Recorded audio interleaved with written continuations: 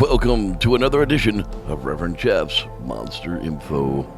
This episode focuses around the Cadborosaurus Willsi, or Caddy to you and I, off the Oregon and Washington coast of the USA. The Cadborosaurus Willsi, nicknamed Caddy, is an alleged sea monster from British Columbia, coast of Cadboro Bay. It was described as a long, serpent-like beast with flippers, hair on the neck, and a camel-like head.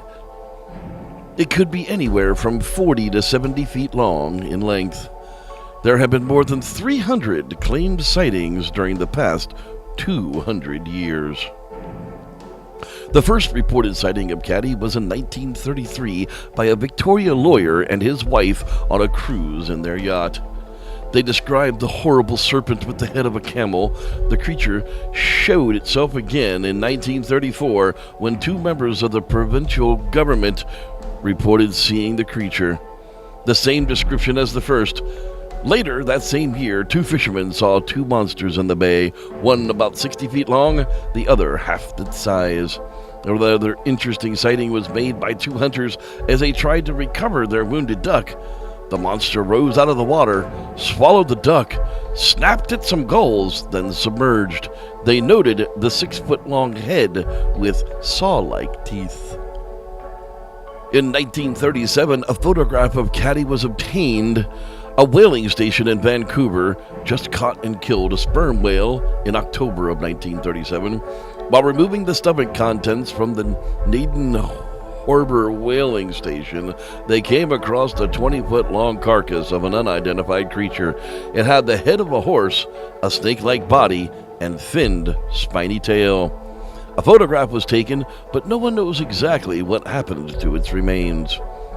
The scientists can properly identify the creature in the photograph. It seems that it has mammalian and reptilian traits, but what it is, no one is exactly sure of. It is suggested that the creature is a zeuglodon, but that explanation isn't 100% satisfactory, seeing as that is a much slimmer and the head is shaped improperly. Perhaps the closest sighting of Caddy was taken in 1939 by Captain Paul Sowerby. In 1947, a crew came across a mysterious floating carcass. We were heading north, and about 30 miles offshore, we saw this thing standing about 4 feet out of the water. So we headed over towards it, and we looked at it. At first, I thought it looked like a polar bear with its ruffles of hair. When we got right up alongside it, the water was crystal clear. There was just this column of a thing going down at least 40 feet, and it had huge eyes. I had an old Newfoundlander as a mate, and he said, "Do you see the eyes on him? Mouth and nose. I have no recollection of all. Just those great big eyes." And the eyes seemed to open from the top to the bottom. On February 13, 1953, 10 people also reportedly saw this creature. All of them watched it from different points of view, and not one of the descriptions contradicted each other. In August of 1968, W. Hageland claims to have caught a baby caddy near DeCourcy Island. Again, in July 1991, Phyllis Harsh claimed to have caught a small 2-foot baby caddy and returned it to the water on Johns Island, also known as San Juan Islands. Now, the zeuglodon is also a possible explanation of it. The descriptions place Caddy as some sort of a mammal, long, slender, with a bifurcated tail. Yeah, try that one. This suggests that the zeuglodon, an ancient whale thought to be extinct. The only problem is that the head of the creature is described as a camel's or a horse's, while zeuglodon or Basilosaurus head is more like that of a snake's. The monster of Lake Okanagan, also known as Ogopogo, is believed to be a zeuglodon, but the sightings were different than that of Caddy. It never raises its neck, nor does it have hair, nor is the head camel-like. It's more likely that of a snake. Other possible explanations say a sea lion. In 1943, two police officers, Inspector Robert Owens and Staff Sergeant Jack Russell, saw a huge sea serpent with a horse-like head in Georgia Strait.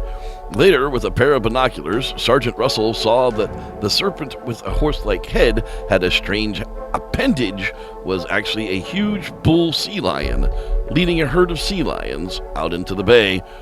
Their undulations as they swam appeared to be one continuous body, with parts showing at intervals as they surfaced and dived. To the naked eye, it was perfectly impersonated that of a sea monster. Others say that it could be an oarfish. There have been suggestions that it could be an example of king herrings or a giant oarfish.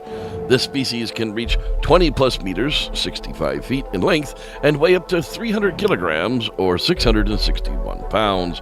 Some think the red mane on the head and back of the giant oarfish resembles a horse head with a mane. Said of the oarfish, they're long and silvery, and they undulate like a serpent would as they swim through the water, said H.J. Walker, a senior museum scientist at the Scripps Institute of Oceanography, which was several oarfish in its collection.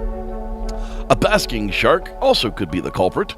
A carcass of a decomposing basking shark is often mistaken for Caddy, as it has fooled experts and laymen. A rotting basking shark may resemble a decomposing plesiosaur, or a plesiosaur shape is mistaken for a Caddy. Finally, the last culprit very well could be the pipefish. Darren Naish of the colleagues have proposed that the baby Cadborosaurus captured in 1968 by William Hallam was simply a pipefish. Is Caddy still wandering around out there off the coasts? It's very difficult to know. We seem to know more about space than we do about our own oceans. If there's one thing for sure, at least, if there's one, then there's hundreds more. Thanks for watching. I'm Reverend Jeff, and may the Squatch be with you.